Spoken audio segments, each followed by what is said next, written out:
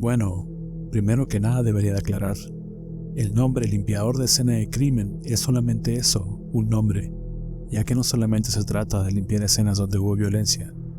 La mayoría del tiempo, limpias escenas donde una persona ha muerto y no se han dado cuenta hasta algunos días después. Normalmente sucede con personas que viven solas y en abandono social, cuando un olor llega a los vecinos o se dan cuenta de que no los han visto en varios días. Para ponerlos un poco en contexto, tengo 3 años trabajando como limpiador. Cuando salí de la preparatoria, no pude entrar a la universidad por diferentes circunstancias, así que tuve que conseguir un empleo. Pero no tenía experiencia ni estudios mayores. Lo que encontré fue un trabajo en una empresa de limpieza, y trabajé un par de años ahí, hasta que un día mi jefe me llamó a su oficina. Estaba seguro que me despediría, pero todo lo contrario. Me hablaba para ofrecerme un empleo distinto como limpiador de escenas de crimen. Me dijo que el sueldo era el doble y que iría a una capacitación para aprender a utilizar las herramientas y los suministros necesarios para ese tipo de limpieza. Y fue así. Por un par de meses fui a cursos de seguridad e higiene y después de eso me dieron mis herramientas y una camioneta para que pudiera desplazarme. También me presentaron a otras 2 personas quienes serían mis compañeros, Aldo y José, a quien conocí ese mismo día. Mi jefe me había dicho que aunque pareciera un trabajo complicado, en realidad era sencillo. Simplemente teníamos que limpiar y deberíamos de ser muy meticulosos. También me dijeron que nunca veríamos cadáveres. El forense se encargaba de revisar y levantar los restos antes de que el equipo de limpieza entrara en acción. Nuestra primera experiencia llegó ese mismo día. Mi jefe nos dijo que le habían llamado porque ocupaban limpieza urgente. Me dijo que los detalles nos los darían en la escena, que deberíamos ir rápido hacia allá. Cuando llegamos, aún se encontraba el equipo forense en la zona. ¿Recuerdas que dije que mi jefe me dijo que no veríamos cadáveres? Pues mintió, o al menos en esa ocasión. Hubo un retraso en el trabajo forense porque cuando llegamos lo primero que miré fue un cuerpo tirado en el suelo, en la alfombra sobre la sala de estar. Tenía su rostro completamente hinchado, tanto que no podía distinguir si se trataba de una mujer o un hombre, de un anciano o un joven. El forense nos miró en la entrada e hizo una seña para que pasáramos. La peste penetraba aún a través de la mascarilla. Era un aroma tan fuerte y horrible que casi me hizo vomitar. Miré el rostro de Aldo, estaba más pálido que de costumbre. Entramos a petición del forense. Él nos dirigió con la mano hacia una habitación a un lado de donde estaba el cuerpo. ¿Son nuevos?, nos preguntó. Yo asentí con la cabeza. Bien, nos dijo. Escuchen, esto es muy importante. Necesito que la limpieza sea exhaustiva. Hay un alto riesgo de enfermedad contagiosa. Era una pareja de ancianos y ambos estaban enfermos. Hay que limpiar absolutamente todo. Paredes, pisos, muebles, la cama, los sillones deben ser desarmados y limpiados a profundidad. Y lo que no puedan desarmar para limpiar, deben incinerarlo. El forense habló de una pareja de ancianos, pero yo solamente había visto un cadáver al entrar. Ya conocieron al señor Rivera, dijo señalando la mano al cuarto de enseguida donde estaba el cadáver. A la señora la encontramos arriba en su cama. El cadáver ya fue retirado, pero creo que el líquido derramado de su cuerpo se filtró en el piso, y señaló hacia el techo, donde había una mancha color amarilla. Recordé mi curso sobre cómo limpiar las filtraciones en el techo, y me pregunté si había puesto el líquido requerido en la camioneta. El forense nos dio un par de instrucciones más y después se fue. Unos minutos después retiraron el cadáver de la sala de estar y comenzamos a limpiar. Lo primero que debes hacer es abrir puertas y ventanas para ventilar todo el lugar. Después rociamos con un agente germicida con una bomba todos los pisos y paredes de la casa. Nos dividimos el trabajo. Uno limpiaría arriba, otro la sala de estar y yo me encargaría de los muebles. Comencé por la cocina. Limpié la mesa, las sillas y todos los electrodomésticos. Y entonces escuché algo, como un susurro de alguien que no podía articular palabras. Miré a todos lados, pero no había nada. Cuando terminé, fui a la sala de estar. Los sillones eran viejos. La mejor solución que pensé fue en que debía desarmarlos en pedazos para después llevarlos a incinerar. Después de todo, eran muy viejos y no creo que alguien los reclamaría. A martillazos comencé mi tarea y escuché de nuevo ese balbucear. pero pude escuchar una frase audible: deja mis cosas. Miré a todos lados, de nuevo no había nadie. Era una voz masculina. De pronto, me llenó un sentimiento horrible. Mi estómago estaba dando vueltas, no pude hacer nada más que salir de la casa y vomitar. Sentí que no podía respirar, así que me quité la mascarilla. El aroma aún era perceptible fuera de la casa. Me alejé un poco más, necesitaba aire fresco. Cuando giré, me sorprendí a ver a alguien en la ventana de uno de los pisos de arriba. No era Aldo ni José. Era un hombre mayor. Vestía una camisa verde y tenía un rostro molesto. Me miraba con ira, con odio. Lo primero que pensé fue que alguien se había metido, ya que abrimos todas las puertas y ventanas. Quizás un vagabundo había aprovechado para entrar. Regresé corriendo a la casa y le grité a mis compañeros. Ellos fueron a donde yo estaba.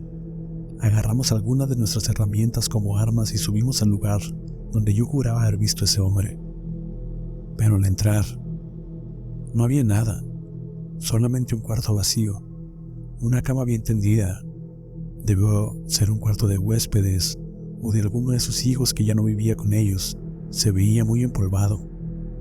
Mis compañeros me preguntaron que qué había visto. Solo les dije que se me figuró ver una persona por la ventana. Les pregunté si alguno de ellos estuvo en ese cuarto, pero me dijeron que aún no limpiaban ese lugar. Regresé a mi trabajo. Quise terminar con el sillón, pero mi martillo y mis otras herramientas no estaban. Recordaba haber agarrado la barra hace apenas unos minutos cuando subimos para revisar, y la caja de herramientas estaba justamente ahí. Pero ¿y si tenía razón? ¿Y si había una persona ahí y solo nos distrajo para poder robar más cosas? Pero no tenía sentido. La camioneta también estaba abierta. Podía haber tomado cosas de ahí, sería más fácil. Me estaba comenzando a sentir realmente enfermo. Miré a mis compañeros y ellos tampoco parecían llevarlo nada bien. ¿Lo sienten?, preguntó Aldo. José y yo asentimos con la cabeza. No podíamos explicar qué era, pero algo no nos quería en ese lugar. Sin embargo, teníamos un trabajo que terminar.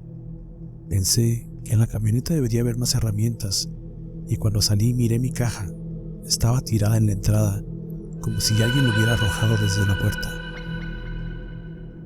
La verdad, nos esforzamos por terminar el trabajo. Debo admitir que lo hacíamos algo apurados, todos queríamos irnos de ahí. Inclusive en algunas partes la limpieza solamente fue superficial. Sin embargo, intenté limpiar por lo menos todo. Estaba limpiando los muebles de la cocina y fue ahí cuando lo miré. El hombre que me miraba con odio desde la ventana estaba sonriendo junto a una mujer en una fotografía. Recuerdo llegar ese día a casa cansado y muy asustado de todo lo que nos había ocurrido. Pero fue durante la noche, mientras dormía, que soñé que estaba de regreso en esa casa y ese hombre me empujaba hacia afuera y me gritaba que dejara sus cosas. No toques mis cosas, deja mis cosas en paz, lárgate de aquí, me decía mientras me empujaba hacia afuera. Fue una experiencia realmente horrible.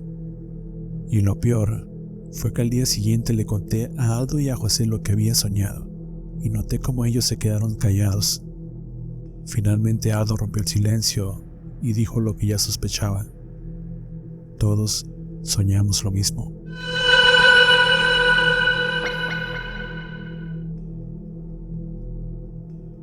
En otra ocasión, ya tenía un par de meses en el oficio y me encontraba un poco más cómodo. Cuando fui llamado a una escena, José y Aldo se encontraban en una capacitación, por lo cual mi jefe me pidió el favor de que revisara la escena, la cual le habían dicho que no era difícil y pensó que solamente una persona lo podría hacer. Al llegar, el forense me explicó que un joven había tomado la decisión de acabar con su vida. Lo había hecho de una forma escabrosa. Había utilizado una escopeta. Cuando llegamos, él estaba en la puerta. Ya habían retirado el cuerpo. «Hay un desastre adentro», me dijo apenas me vino llegar. «Es hasta el fondo, en el cuarto de pesas». Se disparó y literalmente regó su cerebro por todo el lugar. Hay restos pegados en el techo vas a tener que aspirar ya que hay trozos de cráneo en todas partes. La pura descripción me revolvió el estómago. Comenzaba a oscurecer. No había pasado mucho tiempo desde que el joven se había disparado. Aún había gente en la calle mirando hacia la casa. Yo decidí entrar y el pasillo hasta el cuarto del fondo me pareció eterno. Aún y cuando estaba iluminado parecía estar oscuro, como que la luz no era suficiente. Pero quizás era solo mi imaginación. Cuando llegué a la escena, no podía creer lo que miraba. La sangre comenzaba a ser de un color oscuro al secarse, pero aún había rastros de un color rojo vivo. El forense tenía razón. Había rastros hasta en el techo, colgando como si fueran gusanos aferrados al tronco de un árbol. También en el piso había pedazos de cráneo de distintos tamaños, desde un par de centímetros y hasta otros que parecían granos de arena. También en ese momento llegaron los padres del chico y estaban afuera de la casa. Escuchaban los gritos de ambos, era desgarrador. Así que preferí prender la aspiradora y comencé a aspirar, así al menos no los escucharía. Cada rincón del cuarto debería de ser aspirado. No era un lugar muy grande, era una habitación acondicionada como un pequeño gimnasio. En ese momento sentí una extraña sensación, como si hubiera una presencia en ese lugar, y de pronto me quedé a oscuras. Mi primer pensamiento fue que había sucedido un apagón, pero mi aspiradora seguía funcionando, y no era de baterías. Pero todo cambió cuando miré frente a mí una sombra. Era un bulto negro, un negro tan fuerte y tan profundo que nunca había experimentado, como si justo en esa parte no existiera nada. Era aún más oscuro que la habitación sin una sola fuente de luz, y ese vacío tenía forma de una persona que caminaba lentamente hacia mí. Yo tenía mi mano en la aspiradora aún encendida. Estaba petrificado. No podía hacer nada más que estar quieto cuando eso caminaba lentamente, acercándose cada vez más. Cuando estuvo lo suficientemente cerca de mí, adoptó una forma corpórea. Pude ver un rostro desfigurado, un cráneo incompleto, pero intentaba hablar. Aunque su boca estaba completamente llena de sangre, balbuceaba, y me pareció escuchar que dijo: «ayuda». Pocos segundos después la luz volvió a encender. No había nadie, solamente yo con mi aspiradora prendida en la mano. Tuve una sensación horrible que me dieron ganas de vomitar, y lo hice. Al mismo tiempo, mis lágrimas comenzaban a salir. No sabía por qué, pero sentía una gran tristeza dentro de mí. En cierta forma, cuando me tocó, me pasó algunos de sus sentimientos. Nunca he juzgado a nadie por tomar una decisión, pero creo que él, al final, se arrepintió.